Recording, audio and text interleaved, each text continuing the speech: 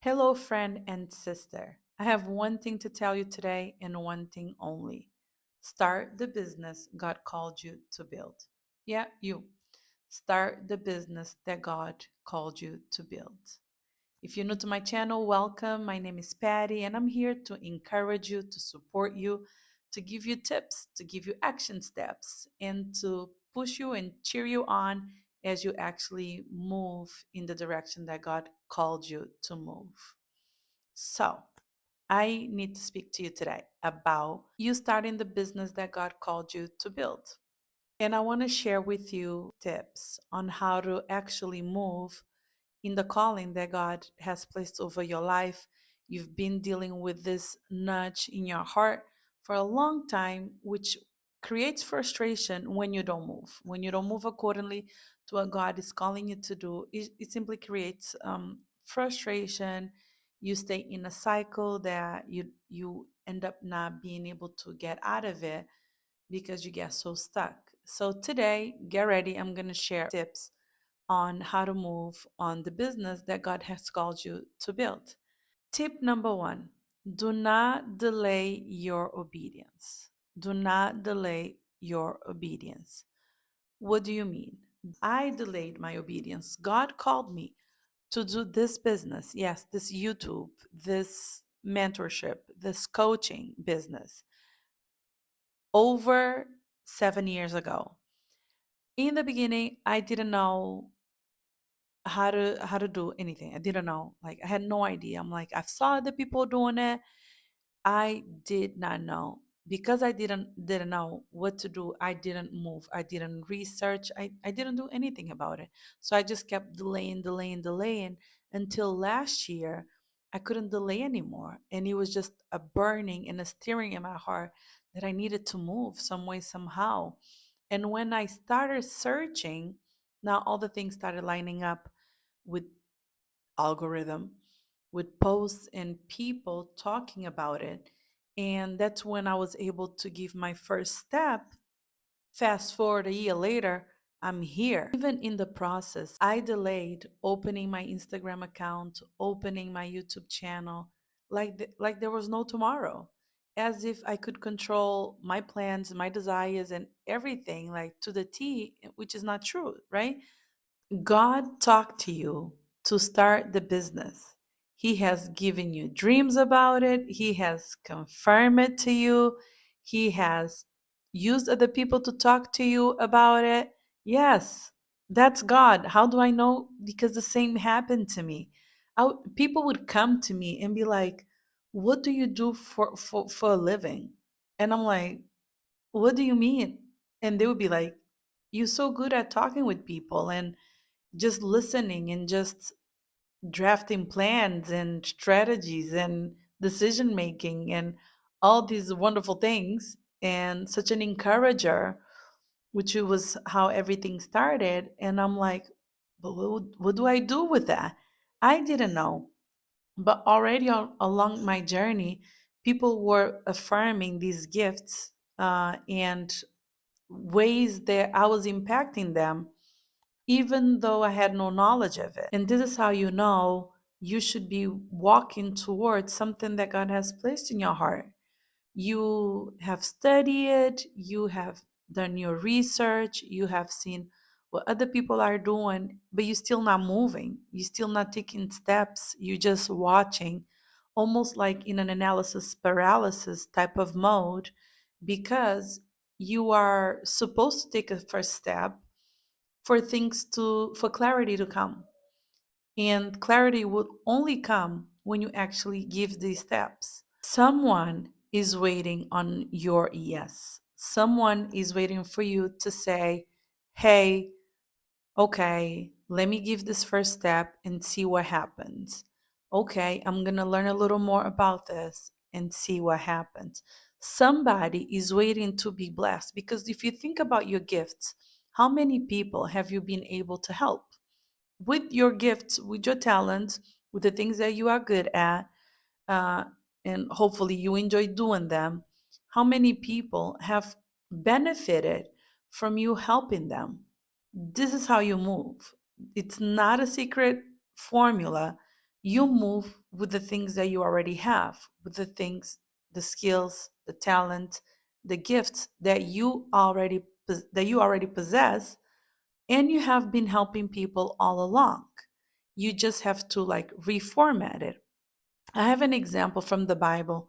Esther, she was in the palace. For those who don't know the story of Esther, she was the king's wife who got to the palace full of favor. The king just like gave her favor, and she was Jewish. So when came a time where the Jewish people were facing extermination, her uncle went to her and said, "Why do you think you've been put in a position of influence like this? It's for such a time as this." Esther then reflected and said, and her life was at stake when she positioned herself to help her people. And what's interesting is her uncle said, if you don't rise up for your people, God will pick someone else.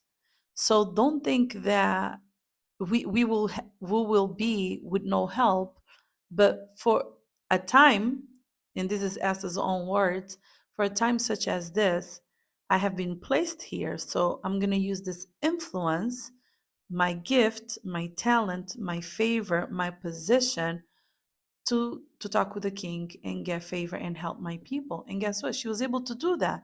But the only reason she was able to do that, obviously, there's a whole journey how she got to the palace.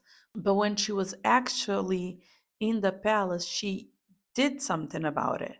So many of us, we just stay stuck in the how, and I'm known for that. I'll just stay stuck in the how instead of moving. But the most important thing is to actually give this first step.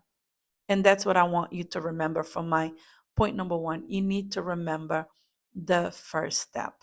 I will link in the description box a vision/goals guide that I created for that help me figure these things out that I'm sharing with you, and hopefully will help you too. It's called Vision and Goals Guide. Grab it in the description box. Tip number two, your business will benefit the whole body. So when you do not obey God in your business, it means that other people will not benefit from your gifts and talents and your services. So it means that you are hindering the body because people are waiting for your yes. People are waiting for your service, for your leadership skills, for your mentorship, for your coaching, for your wisdom. The same way I get inspired by people that said yes, you will other people will be inspired by your yes. So not fulfilling your assignment, it's actually hindering more than just yourself.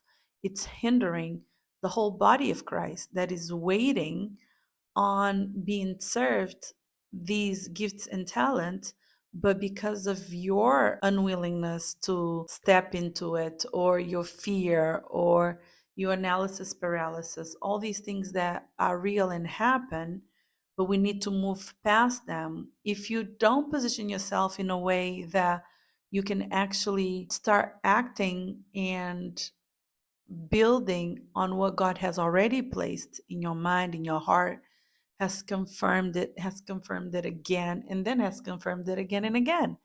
But you still don't move because you have all these other things that need to be worked on before you can actually move. But that's not true. You can move with what you already have and perfect and basically craft your craft as you keep moving. But not moving will stop you even further because the longer you wait, the less likely you are to move. Tip number three, you will hinder others around you when you don't obey. For example, Jonah, he refused, literally, he refused to do something that God told him, which was to give this message, to give a specific message to a people in Nineveh, right? In his attempt to disobey God and not do what God asked him and told him to do, he finds himself on a ship. And on that ship, the sailors trying to figure out why the storm has hit them and how to survive on that storm. They throw away their cargo ship, they throw away everything they can because they're trying to make the ship lighter so they can survive. Meanwhile, Jonah is the reason why the storm even started. And until they like, what is going on? And Jonah's like, it's me. I'm disobeying God. It's my fault. And they throw Jonah off the ship. And now Jonah gets swallowed by a fish, a big fish. And fast forward, he ends up obeying God and going to Nineveh, and people got saved. But in the process, other people took losses, suffered the consequence of Jonah not obeying God in the first place. The same thing will happen. People that could benefit, that could maybe step in there, get the service that they need from you, and consequently do what they need to do with that, will not be able to do it because you are not moving. You are not being obedient. You are choosing to stay stuck, and you are choosing not to trust God. Because when He's spoken to you, when He has confirmed it to you, when He has used others to talk to you, when you've clearly seen your gift is needed and other people have said it and you still don't walk in it, you have the perfect recipe that you are like Jonah, and you're now walking in the calling that God has called you. Another thing that acting like Jonah, um, running away from your assignment will do to you, it will create storms in your life because this disobedience or this delay in you saying yes to God will also hinder your household, hinder your spiritual walk, your emotional well being, your plans, right? You stopping yourself from your household, if you're married, your spouse, if you have children, your children, to even benefit from that blessing because you don't move, because you decide to stay stuck, because it is a decision. Nowadays, there are so many tools and resources out there that we can try to make it work, even if you don't know 100% how things are supposed to work. At least you have where to start. There is information now that you can use to move ahead, to do your research, to find out if other people have done what you want to do. And don't ever think that the market is saturated, because that's a lie. There's too many people in the world for all of them to gravitate to one person. There's somebody that will connect with you and with you only, that will benefit from what you're saying, that 1,000 other people are saying too.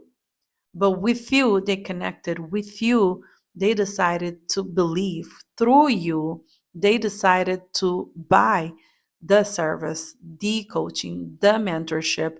Through you, they were seen. They feel like they were seen. So don't worry about, 1,000 other people, 10,000 other people are doing the same thing. The reason why God is calling you to do this specific thing is because there's people, specific people, that will gravitate towards you and you alone. And this is why you not saying yes will hinder other people, but will also hinder yourself, your own self. So you need to stop resisting. You need to stop blocking. You need to start spotting opportunities. You need to start taking a step of faith. You need to start believing that it is possible with you.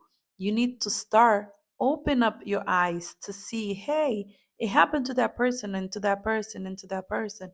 Why not me? Why not me? Like, it can happen for me too. So don't wait, don't delay, don't stop. Keep going. And if you need help to write down your vision, grab my vision and goals worksheet on the description below and get to work. Get to work. Get to work. Walk in the calling that God is calling you. Be obedient. Don't delay. Have faith and trust in Him. He got you.